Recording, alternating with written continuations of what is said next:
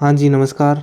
तो आज अपन राजस्थान जिला दर्शन जो उत्कर्ष क्लासेस की तरफ से बुक आती है, अभी हाल ही दिसंबर में लॉन्च हुई है, दिसंबर लास्ट में जो लॉन्च हुई है, और जिसके अंतर्गत अपडेटेड 50 जिलों का वर्गीकरण दे रखा है, साथ में एक मैप जो दे रखा है। उस बुक का अपन आज की इस वीडियो के माध्यम से स्टार्ट करेंगे। प्रत्येक दिन एक एक जिले को अपन एकदम विस्तार रूप से पढ़ेंगे।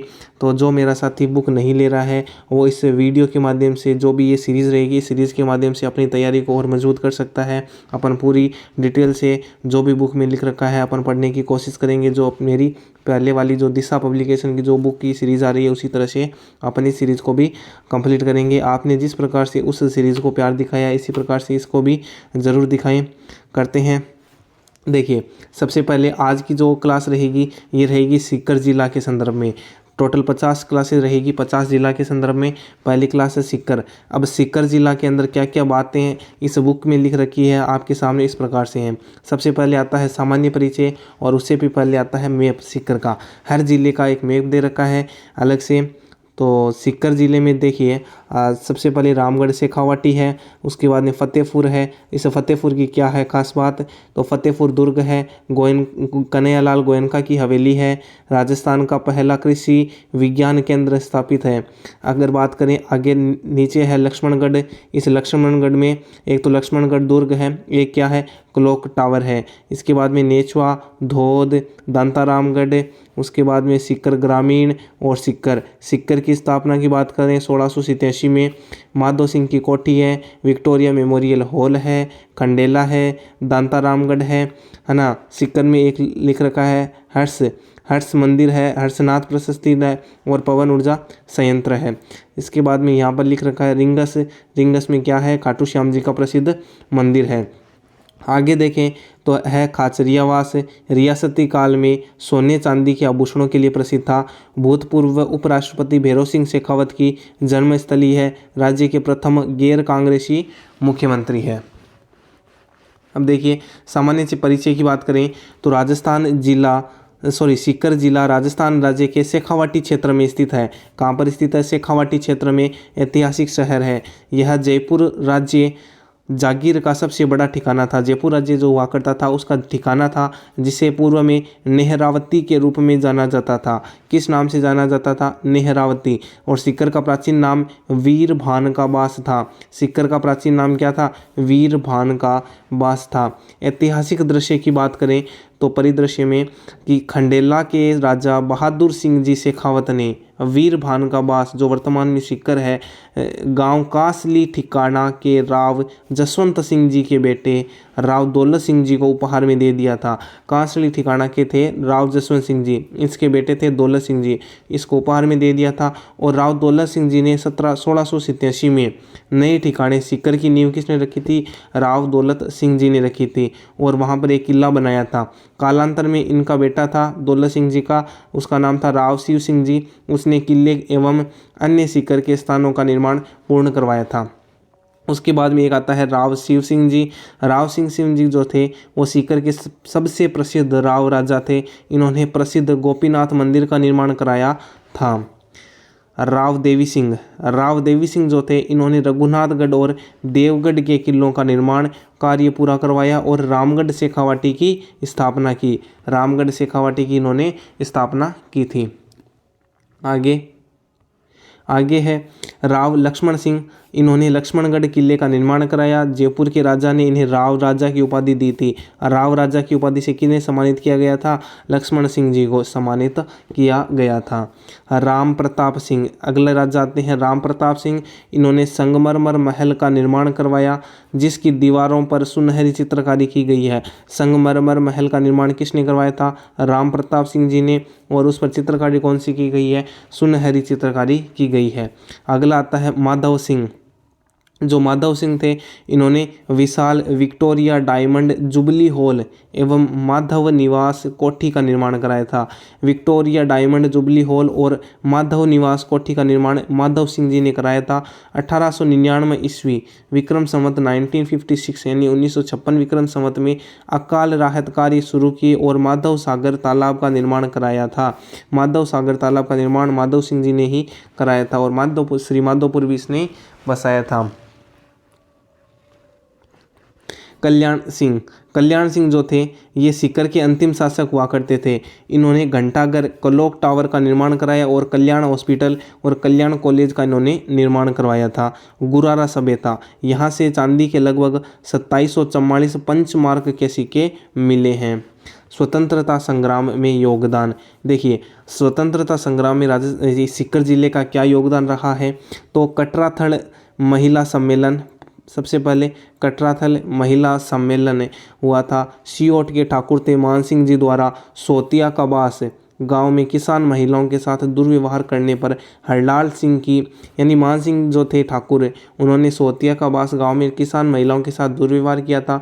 इसके कारण हरलाल की पत्नी किशोरी देवी की अध्यक्षता में 25 अप्रैल 1934 को कटराथल नामक स्थान पर सीकर में महिला सम्मेलन आयोजन कराया गया और जिसकी मुख्य प्रवक्ता ठाकुर देशराज की पत्नी उत्तमा देवी थी तथा रूपा देवी, लक्ष्मी देवी, दुर्गावती, रुक्मा देवी आदि के साथ सम्मेलन में 10,000 महिलाओं ने भाग लिया था।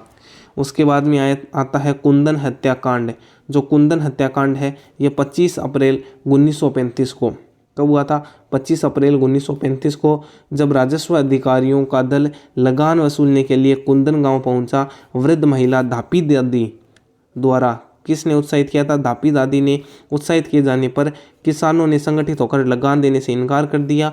पुलिस द्वारा किसानों के विरोध का दमन करने के लिए चलाई गई गोलियां चलाई गई, जिसमें 4 किसान चेतराम, टिकुराम, तुलसाराम और आसाराम शहीद हुए और 175 किसानों को गिरफ्तार किया गया। आंदोलन का नेतृत्व करने वाले प्रमुख नेताओं में सरदार हरलाल सिंह, नेतराम सिंह, गोरीर और पन्ने सिंह, बाटड़ा नाऊ, हरू सिंह और पलथाना, गोरू सिंह कटराथल और ईश्वर सिंह भेरूपुरा और लेखराम कसवाड़ी आदि सम्मिलित थे। ठीक है, तो 2 तो आपको याद रखना है, स्वतंत्रता संग्राम, एक तो कटराथल और एक कुंदन हत्याकांड। उसके बाद में आता है भौगोलिक परिदृश्य। देखिए जो भौगोलिक परिदृश्य था सीकर जिले का, वो था पड़ोसी जिले कौन कौन से हैं? एक तो झुंझुनू है, नीम का थाना है, जयपुर ग्रामीण है, चूरू है और डीडवाना कुचामन है। इसके साथ में ये साझा करता है। ठीक है, जलवायु अगर बात करें तो सीकर जो है वो उष्ण कटिबंधीय अर्ध शुष्क जलवायु प्रदेश में स्थित है। उष्ण कटिबंधीय अर्ध शुष्क जलवायु, और जलवायु का टॉपिक मैंने आपको पूरे 1992 से लेकर आज तक जितने भी प्रश्न आए हुए हैं राजस्थान के, कोई से भी एग्जाम उठा के देख लेना, उस किताब से बाहर नहीं आए हुए हैं, उसका मैंने आपको जलवायु का टॉपिक पूरा करवा दिया है। पूरी सीरीज़ देखना, एक बहुत ही शानदार सीरीज़ है, चल रही है। उसके बाद में कोपेन के अनुसार सीकर में BSHW तथा त्रिवार्ता के अनुसार BSH प्रकार की जलवायु पाई जाती है। वनस्पति बात करें तो वनस्पति जो सीकर की है स्टेपी प्रकार की वनस्पति मिलती है। मृदा बात करें तो एरिडोसोल मृदा पाई जाती है, यानी शुष्क मृदा पाई जाती है। आगे देखिए शुभंकर बात करें तो सीकर का शुभंकर सहसे सीकर सहसे शाहीन है। सीकर का शुभंकर क्या है? शाहीन है। और बोली शेखावटी बोली प्रचलित है, जिसमें मारवाड़ी और ढूंढाड़ी का प्रभाव देखा जाता है। आगे बात करें नदियाँ, सीकर की जो नदियां हैं उसमें सबसे पहला आता है कांतली नदी, खंडेला की पहाड़ियों से उद्गम होता है। यह राजस्थान में बहने वाली आंतरिक प्रवाह की सबसे लंबी नदी है। सीकर पूरे राजस्थान में बहने वाले आंतरिक प्रवाह की सबसे लंबी नदी कौन सी है? कांतली नदी। ऐसे कौन सी नदी है? घग्गर नदी, जो राजस्थान में आंतरिक प्रवाह की नदी के अंतर्गत तो गिनी जाती है, लेकिन बाहरी राज्य भी सम्मिलित हो जाते हैं, हिमाचल से निकलती है वो, इसलिए। तंवर राजपूत का क्षेत्राधिकार होने के कारण कांतली नदी का प्रवाह क्षेत्र तोरावाटी कहा गया। कांतली नदी का प्रवाह क्षेत्र क्या कहलाता है? तोरावाटी। क्यों? क्या? तंवर राजपूतों का क्षेत्राधिकार होने के कारण कांतली नदी का अपवाह क्षेत्र तोरावाटी प्रदेश कहलाता है। इस कारण यहाँ बोली जाने वाली भाषा को तोरावाटी बोली भी कहा जाता है। अगला है खंडेला नदी। यह खंडेला पहाड़ियों से निकलकर सांबर झील में गिरती है। सांबर झील में कौन सी नदी गिरती है? खंडेला नदी गिरती है। झीलें भी हैं, जैसे पीथमपुरी झील। पीथमपुरी जो झील है ये सीकर में मीठे पानी की झील है साहब, पीथमपुरी झील। रेवासा झील, जिसको कछोर झील भी कहा जाता है, ये खारे पानी की झील है, रेवासा सीकर। इसके बाद में खनिज की बात करें तो सीकर के अंदर जो खनिज है उनमें एक नंबर आता है यूरेनियम।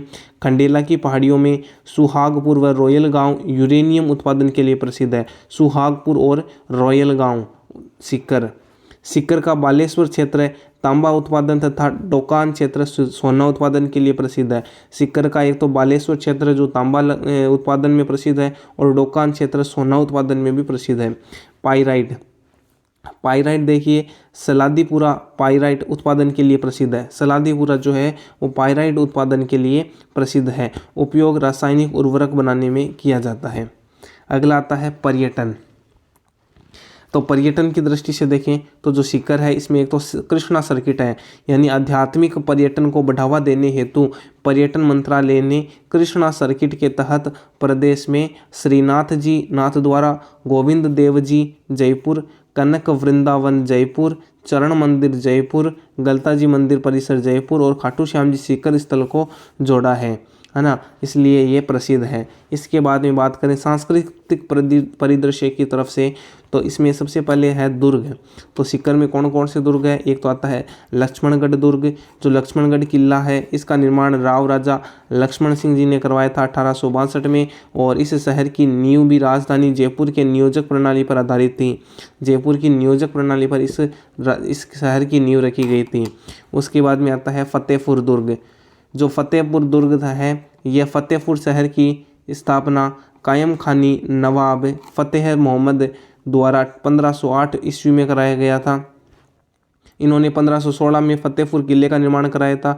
यहाँ अनेक दर्शनीय स्थल है जिसमें द्वारकाधीश मंदिर है, सिंघानिया हवेली है, नादिल ले प्रिंस कल्चर सेंटर और फतेह चंद की हवेली जो है वो फतेहपुर में प्रसिद्ध है। अगला आता है मंदिरों की बात करें तो सीकर में एक तो सबसे प्रसिद्ध मंदिर है जीण माता मंदिर। इनका मंदिर कहाँ पर है? रेवासा सीकर में स्थित है और हर्ष पर्वत पर स्थित शिलालेख के अनुसार जीण माता मंदिर का निर्माण किसने कराया था? पृथ्वीराज चौहान प्रथम ने शासक काल में हट्टड़ ने कराया था। 1064 ईस्वी में 1112 21 विक्रम संवत में करवाया गया था। यह चौहान वंश की कुल देवी है। चौहानों की क्या है? कुल देवी जीण माता है साहब।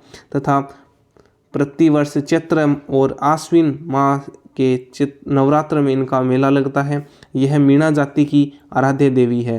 राजस्थान के साहित्य में जीण माता का गीत सबसे लंबा लोकगीत है। इन्हें 2.5 प्याले शराब चढ़ाई जाती थी, जिस पर अभी प्रतिबंध है। पहले 2.5 प्याले शराब की इनका चढ़ाई जाती थी। अगला है एक मंदिर सप्त गोमाता मंदिर।